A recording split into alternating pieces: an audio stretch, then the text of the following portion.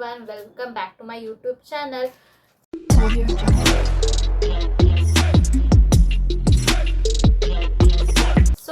So ಈ notes use ಮಾಡಿಕೊಂಡು ನಿಮಗೆ ಹೇಗೆ ಫ್ಲವರ್ ಆಗಲಿ ಯಾವ ಥರ ಮಾಡೋದು ಅಂತ ನಾನು ನಿಮ್ಗೆ ತೋರಿಸ್ಕೊಡ್ತೀನಿ. ಸೊ ಬನ್ನಿ.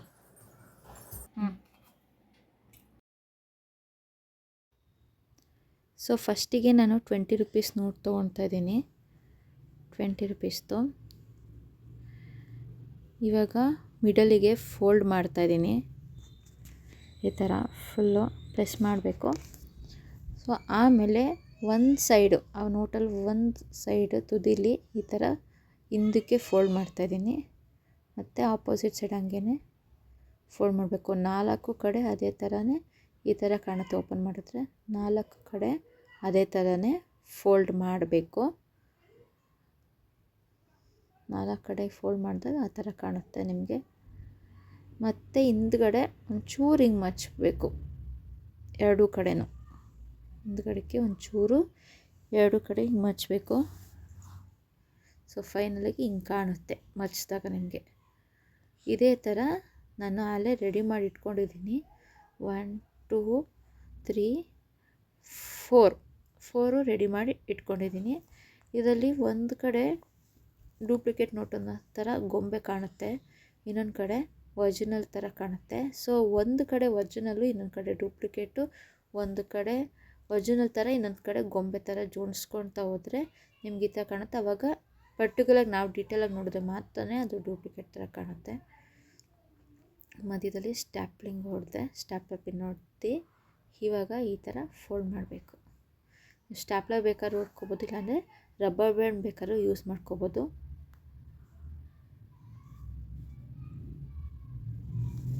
ಈ ಥರ ಮಾಡಿದಾಗ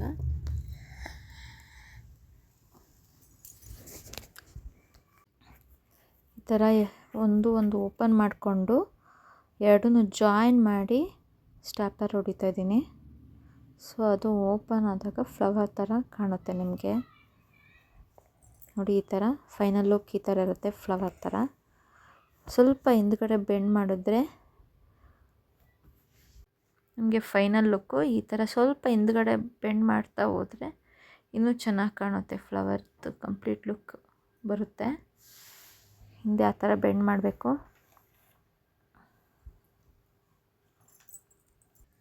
ಹಂಗೆ ಹಿಂದೆ ಪ್ರೆಸ್ ಮಾಡ್ತಾ ಹೋದರೆ ಅಳ್ಕೊಂಡಂಗೆ ಕಾಣುತ್ತೆ.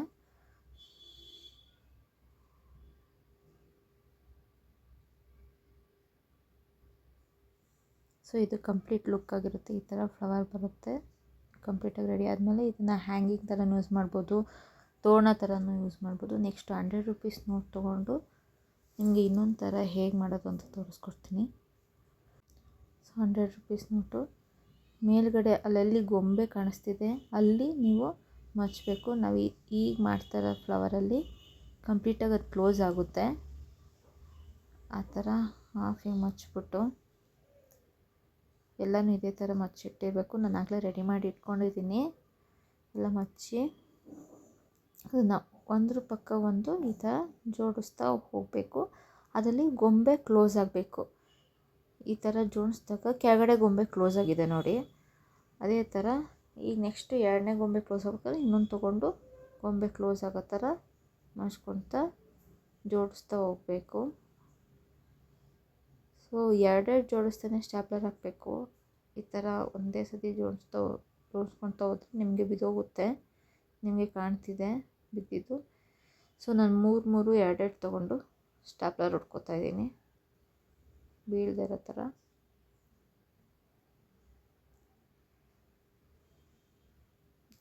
ಗೊಂಬೆ ಕಾಣ್ತಾ ಇಲ್ಲ,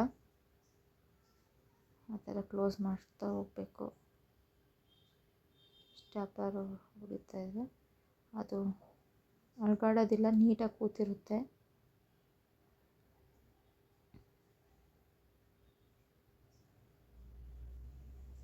ನಿಮಗೆ ಕಾಣಿಸ್ತಿದೆ ಅಂದ್ಕೊತೀನಿ.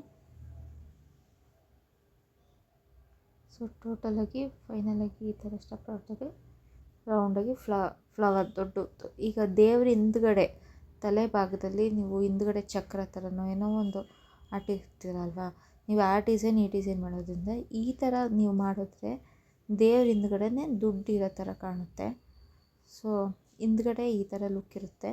ಇಲ್ಲಿ ನೀವು ಥರ್ಮಾಕೋಲೋ ಅಥವಾ ನಿಮ್ಮ ಫ್ಲಿಪ್ಕಾರ್ಟಿಂದ ಬಂದಿರುತ್ತೆ ಬ್ರೌನ್ ಕಲರ್ ಬಾಕ್ಸಿಂದು, ಅದನ್ನು ಕಟ್ ಮಾಡಿ ಅಲ್ಲಿ ಪೇಸ್ಟ್ ಮಾಡಿ ಮತ್ತು ಅದರಲ್ಲೇ ಸ್ಟಿಕ್ ಥರ ಕಟ್ ಮಾಡಿದ್ರು ಆಯಿತು. ಅದ್ರಲ್ಲಿ ಪೇಸ್ಟ್ ಮಾಡಿಬಿಟ್ಟು ಹಿಂದ್ಗಡೆ ದೇವರು ತಲೆ ಭಾಗದಲ್ಲಿ ತಲೆ ಹಿಂದ್ಗಡೆ ನೀವೇನು ಡಿಸೈನಾಗಿದೆ ಅರ್ಧ ಚಕ್ರ ಅದೆಲ್ಲ ಇಡ್ತೀರ ಅದನ್ನ ನೀವು ಇಡ್ಬೋದು. ಇದನ್ನು ಯೂಸ್ ಮಾಡಿಕೊಂಡು. ಸೊ ಹಿಂದ್ಗಡೆ ಈ ಥರ ಕಾಣುತ್ತೆ. ಅವಾಗ ನೀವು ಪೇಸ್ಟ್ ಮಾಡಿ ಅದನ್ನು ನಿಲ್ಲಿಸಿದಾಗ ಮುಂದ್ಗಡೆ ಹಿಂಗೆ ಕಾಣುತ್ತೆ. ಸೊ ದೇವ್ರ ಹಿಂದ್ಗಡೆ ಇಟ್ಟರೆ ತುಂಬಾ ಚೆನ್ನಾಗಿ ಕಾಣುತ್ತೆ ಫ್ರೆಂಡ್ಸ್ ಇದು. ಸೊ ನಿಮಗೆ ನೆಕ್ಸ್ಟು 50 ರೂಪೀಸ್ ನೋಟ್ ಯೂಸ್ ಮಾಡಿಕೊಂಡು ಇನ್ನೊಂದು ಥರ ಫ್ಲವರ್ ಹೇಗೆ ಮಾಡೋದು ಅಂತ ನಾನು ನಿಮಗೆ ತೋರಿಸ್ಕೊಡ್ತೀನಿ. ಇದರಲ್ಲೂ ಗೊಂಬೆ ಕ್ಲೋಸ್ ಆಗುತ್ತೆ ನೋಡಿ. ಇದು ಬ್ಯಾಕ್ವರ್ಡು, ಇದು ಫ್ರಂಟು. ಬ್ಯಾಕ್ವರ್ಡ್ ಹಿಂಗೆ ಇಟ್ಕೊಂಡು ಈ ಥರ ಕ್ಲೋಸ್ ಮಾಡ್ತಾ ಹೋಗ್ಬೇಕು. ಗೊಂಬೆ ಕ್ಲೋಸ್ ಆಗಬೇಕು. ಒಂದು ಸೈಡ್ ಮೇಲ್ಗಡೆ ಮೌಂಟೇನ್ ಥರ ಉಕ್ಕೋಬೇಕು ನೋಡಿ, ನಿಮಗೆ ಕಾಣಿಸ್ತಾ ಇದೆ. ಸೊ ಅದೇ ಥರ ಅಪೋಸಿಟ್ ಸೈಡು ಬೆಂಡ್ ಮಾಡ್ಕೋಬೇಕು. 2 ಮೌಂಟೇನ್, ಆ ಕಡೆ ಒಂದು ಈ ಕಡೆ ಒಂದು ಮೌಂಟೇನ್ ಬಂದಂಗೆ ಇರಬೇಕು. ಇದೇ ಥರ ನಾನು ರೆಡಿ ಮಾಡಿ ಇಟ್ಕೊಂಡಿದ್ದೀನಿ. ಇಷ್ಟು ಪೀಸ್ ರೆಡಿ ಮಾಡಿ ಇಟ್ಕೊಂಡಿದ್ದೀನಿ.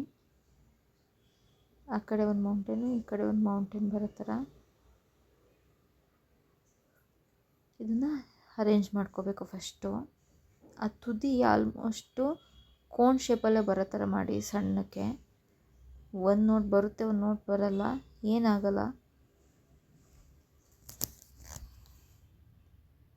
ಈ ಥರ ಫ್ಲವರ್ ಥರ ನೀವು ಫಸ್ಟ್ ಅರೇಂಜ್ ಮಾಡಿಕೊಂಡು ಆಮೇಲೆ ನೀವು ಸ್ಟ್ಯಾಪ್ಲರ್ ಆದರೂ ಹೊಡ್ಕೋಬೋದು. ಇಲ್ಲ ನಮ್ಗೆ ಸ್ಟ್ಯಾಪ್ಲರ್ ಬೇಡ ಅಂದರೆ ಸೆಲೋ ಟೇಪ್ ಮಾಡಿಕೊಂಡ್ರೆ ಇನ್ನೂ ಚೆನ್ನಾಗಿ ಕಾಣುತ್ತೆ. ಸೆಲೋ ಟೇಪ್ ಮಾಡಿದ್ರೆ ಇನ್ನೂ ಕಾಣಲ್ಲ, ಇನ್ನೂ ತುಂಬ ಚೆನ್ನಾಗಿ ಕಾಣುತ್ತೆ ನೋಡಿ. ಈ ಥರ ಅರೇಂಜ್ ಮಾಡಿಕೊಂಡು ಈ ಥರ ಕ್ಲೀನಾಗಿ ಅರೇಂಜ್ ಮಾಡಿ ನೆಕ್ಸ್ಟು ಸ್ಟ್ಯಾಪ್ಲರ್ ಹಾಕ್ತಾ ಹೋಗಬೇಕು ನೋಡಿ. ಸ್ಟ್ಯಾಪ್ಲರ್ ಹಾಕ್ತಾಯಿದ್ದೀನಿ. ನೀವು ಸ್ಟ್ಯಾಪ್ಲರ್ ಹಾಕಿದ್ದೀರಾ ಅಂತಲೂ ಕಾಣಲ್ಲ, ಅಷ್ಟು ನೀಟಾಗಿರುತ್ತೆ. ಟ್ರಾನ್ಸ್ಪರೆಂಟ್ ಸ್ಟ್ಯಾಪ್ಲರ್ ಯೂಸ್ ಮಾಡೋದ್ರಿಂದ, ಸೆಲೋ ಟೇಪ್ ಹಾಕೋದ್ರಿಂದ ಎಷ್ಟು ನೀಟಾಗಿ ಕಾಣುತ್ತೆ ನೋಡಿ. ನೀವೆಲ್ಲ ಹಾಕಿದ್ದೀರಾ ಅಂತಲೂ ಕಾಣಲ್ಲ, ಅಷ್ಟು ನೀಟಾಗಿರುತ್ತೆ. ಅದೇ ಥರ ಎಲ್ಲದಕ್ಕೂ ಸ್ಟ್ಯಾಪ್ಲರ್ ಸೆಲೋ ಟೇಪ್ ಹಾಕ್ತಾ ಹೋಗ್ತಾಯಿದ್ದೀನಿ. ಸೊ ನಿಮಗೆ ಫೈನಲ್ ಲುಕ್ ಈ ಥರ ಇರುತ್ತೆ. ಅದೊಂಥರ ಫ್ಲವರ್ ಆದರೆ ಇದು ಒಂಥರ ಫ್ಲವರು. ಹಿಂದ್ಗಡೆ ಈ ಥರ ಕಾಣುತ್ತೆ. ಇಲ್ಲೇನೋ ಪೇಸ್ಟ್ ಮಾಡಬೇಕಾಗುತ್ತೆ.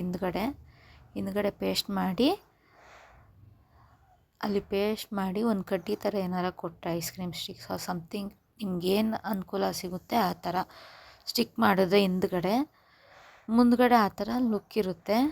ನೀವು ಇದನ್ನು ದೇವಿ ಕೈಗೆ ಆ ಥರ ಕೊಡ್ಬೋದು. ಇಲ್ಲಾಂದರೆ 2 ಹಿಂಗೆ ಕ್ಲೋಸ್ ಮಾಡಿ ಈ ಥರ ಫ್ಲವರ್ ಥರನೂ ದೇವ್ರ ಕೈಗೆ ಕೊಡ್ಬೋದು.